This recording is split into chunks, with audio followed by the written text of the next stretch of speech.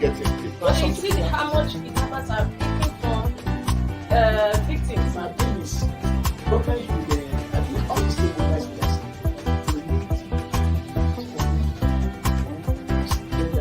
get that, and I think we get that.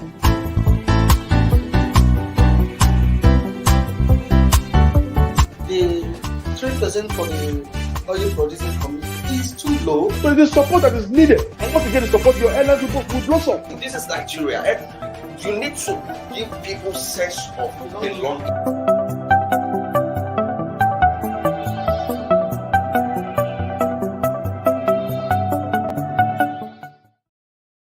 Good morning, viewers, and welcome to the last edition of Inside Nigeria on Leadership Television. The rains are here. It's been raining since the early hours of today. Well, get prepared, because you know what it means when the rainy season comes upon us. My name is Winifred Webo. As you can see, I'm alone in the studio this morning to present and review of the papers, of the national papers, talking of Nigeria's most influential leadership, Blueprint newspaper, THISDAY, and our sister publication, National Economy. Don't go away, stay tuned. As usual, we are starting off with Nigeria's most influential leadership. Let's see what leadership is saying this Friday morning. Political parties reject drug test for aspirants. Leadership. Political parties reject drug test for aspirants. Says is an affront. One NDLEA not to toy with politicians. CSOs divided over planned drug test. NDLEA says test not to stigmatize aspirants. Leadership. Political parties reject drug test for aspirants. Says is an affront. One NDLEA not to toy with politicians. Civil society organizations divided over planned drug tests. NDLEA says test not to stigmatize aspirants. That is the leading story on leadership this Friday, April 29, 2022. On same leadership, we have other leading stories. On top of the behind the masthead, we have a story 8 years after 2 Chibok girls get master's degree. That is a good one. 8 years after 2 Chibok girls get master's degrees. The story is on page 20 of leadership. Still on leadership, 2023 presidency. Again, Northern elders say no to zoning. 2023 presidency. Again, Northern elders say no to zoning. That story is on page 6 of leadership. Let's scroll down and see what other stories leadership has on its cover. Nobody can rig 2023 elections. PNB tells politicians. Denies ordering Senate to remove section 284(12) from Electoral Act. Nobody can rig 2023 elections. PNB tells politicians. Denies ordering Senate to remove section 84(12) from Electoral Act. Let's see some parts of the headline story on page 4. Political parties reject drug test for aspirants. The umbrella body of all political parties in Nigeria, the Inter-Party Advisory Council, IPAC, has described the call by the Chairman, Chief Executive Officer of the National Drug Law Enforcement Agency, NDLEA, Brigadier General Buba Marwa, retired, for political aspirants to undergo drug tests as an affront to politicians. Speaking with leadership last night, IPAC Chairman Alhaji Yahaya Sani said the pronouncement was outlandish and uncalled for. We believe it is absurd. We believe it's an affront to the political class, Sani said, describing it as rascality of the highest order. I've never heard of a country where people who want to rule the country are asked to undergo drug test. Marwa should not tell Nigeria that kind of thing. Contesting an election is serious business. That pronouncement is outlandish, Sani added. However, the NDLEA said test is not to stigmatize aspirants. He said the proposed drug integrity checks for all aspirants in 2023 across political parties is not targeted at stigmatizing anyone. Speaking exclusively to leadership podcast, spokesman of the NDLEA, Femi Babafemi, said the intention of the proposed drug test was to ensure that people of sound mind are elected into public offices. That is a snippet of the story on leadership's leading story. Political parties reject drug tests for aspirants. For more on the stories, get a copy of leadership or you can log in better still to the website to read and see some of the leading stories in the paper today. From leadership, we move over to THISDAY newspaper. THISDAY, today, Friday, April 29, 2022, sorry. Train attack, terrorists release photograph of baby delivered in captivity by abducted woman. Train attack, terrorists release photograph of baby delivered in captivity by abducted woman.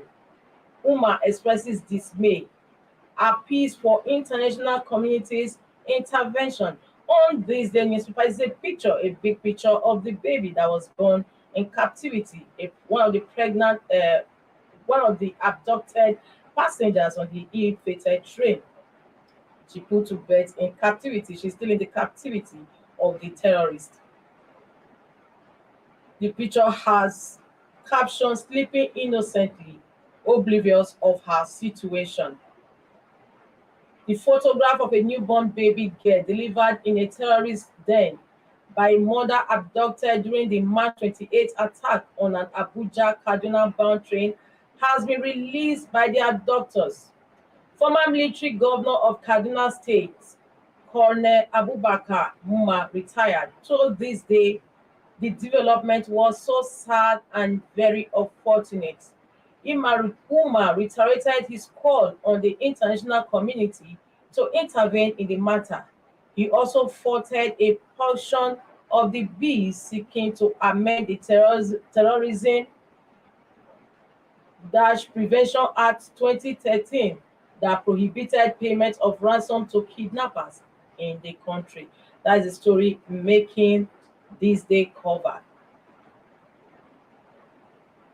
Still on THISDAY paper, let's see what the paper has. Some of the stories and other stories the paper has on its cover. Federal government puts total value of Nigeria's gas reserve at $803.4 trillion. Federal government puts total value of Nigeria's gas reserves at $803.4 trillion. That is on page 6 of THISDAY newspaper. Up on the paper, let's see what other stories the paper has on its cover. It says Total joins exodus of oil majors from onshore Nigeria. That's page 55 of THISDAY. Total joins exodus of oil majors from onshore Nigeria. It's not a pleasant story, as most oil companies in Nigeria are exceeding the country. Total joins exodus of oil majors from onshore Nigeria. The story is on page 55 of THISDAY. From THISDAY newspaper, we're moving over to our sister publication, the National Economy. National Economy has covered this Friday. Global economy may lose $10 trillion to cybercrime. Global economy may lose $10 trillion to cybercrime. Experts warn Nigerians as nation records 208 billion naira cybercrime losses. Global economy may lose $10 trillion to cybercrime as experts warn Nigerians nations records 208 billion naira cybercrime losses. Let's read part of the story. As Nigeria embraces deeper cyber transactions, and information security strategist, Mr. Harris Naji, has said cybercrime could cost the global economy $10 trillion by 2025. Nnaji, who is the Chief Information Security Officer at First Bank of Nigeria Limited, said this at a cybersecurity webinar with topic Impact of Ukraine and Russia's War on Cyberspace, organized by the bank recently. He said cybercrime had become a global challenge, coming behind extreme weather, natural disaster, and infectious diseases, COVID-19. Hence, Nigeria and its citizens must pay more attention to it. In terms of losses, last year alone, about $6 trillion were lost to cyber crimes, and this has continued to top the agenda of most chief executive officers. So this is why we need to pay more attention to it. If we are not paying attention to something that can cost the world $6 trillion a year, with the capacity to grow to $10 trillion by 2025, we should be ready to see a bit of hell, he said. He called for more awareness for people to take extra caution to defend themselves from cyber attacks as the issue was complex. Head Quality Control and Assurance Forensics Department EFCC, Dr. Mukta Bello, who spoke on social engineering and ransomware attack impact on the Nigerian financial system, urged financial institutions to heighten their security operations to prevent attacks. According to him, there are lots of risks associated with ransomware. This is just part of the story, the headline story on national economy this Friday, April 29, 2022. Global economy may lose $10 trillion to cybercrime as experts warn Nigerians that nation records 280 billion naira cybercrime losses. From national economy, we move over to the last paper we have for review this morning, and that is the Blueprint newspaper. Let's see what Blueprint is saying this Friday. Article to PDP NWC on 2023 presidency. With my 11 million votes, I deserve right of first refusal. Article to PDP National Working Committee on 2023 presidency. With my 11 million votes, I deserve right of first refusal. But IU says, no, we won't work for you, but for all 17 aspirants. Ask contenders to market themselves before delegates. Cautions others against endorsements, harps on internal process. Will manage the huge number of aspirants without rancor, according to the PDP party. Article to PDP National Working Committee on 2023 presidency. With my 11 million votes, I deserve right of first refusal. However, the PDP chair says, IU says, no, we won't work for you, but for all 17 aspirants. IU asks contenders to market themselves before delegates. Cautions others against endorsements. Harps on internal process. Will manage the huge number of aspirants without rancor. That is on page 6 of Blueprint newspaper this Friday. I'm still on Blueprint. Let's see. Blueprint has other stories on its cover. On top, behind the masthead of Blueprint is the story on APC. Adamu to APC critics. That is the APC national chairman, Abdullahi Adamu. Without 100 million naira, you don't have business being president. Adamu to APC critics. Without 100 million naira, you don't have business being president. Amount would prevent opposition-induced court cases. Lost $50,000 doesn't belong to APC, according to the party. Adamu to critics. Without 100 million naira, you don't have business being president. Amount to prevent opposition-induced court cases. Party says the lost $50,000 doesn't belong to the party.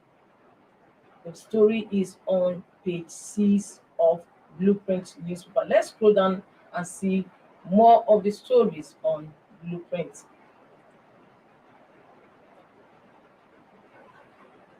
Yes. Page 23 of Blueprint says 1,732 farmers benefit as appeals boost milk production. Private sector receives 1.8 trillion naira new loans in first quarter of 2022. Osinbajo's credentials nightmare to other contestants, says the Oba of Benin. Workers' Day / Eid Fitri. Federal government declares May 2nd, 3rd public holidays. May 2nd and May 3rd as public holidays. Page 8 of Blueprint newspaper has the story. Troops rescue 798 civilians, 1,158 terrorists surrendered in 3 weeks. That stories on Blueprint newspaper. Yes, that's all for now. That's all we are taking on today's Inside Nigeria. As you can see, I've been alone in the studio. We just reviewed and see what some of the papers are saying this Friday, April 29th, 2022. And my name is Winifred Ubebo, and here's wishing you a beautiful weekend. Don't forget, safety is everybody's business. Keep yourself safe, away from harm. Have a wonderful weekend. See you on Monday. Bye. Thank you for watching. For sponsorship and advert placements, please contact 080-3688-6158. Last Word Leadership Podcast Studio. You have the last word.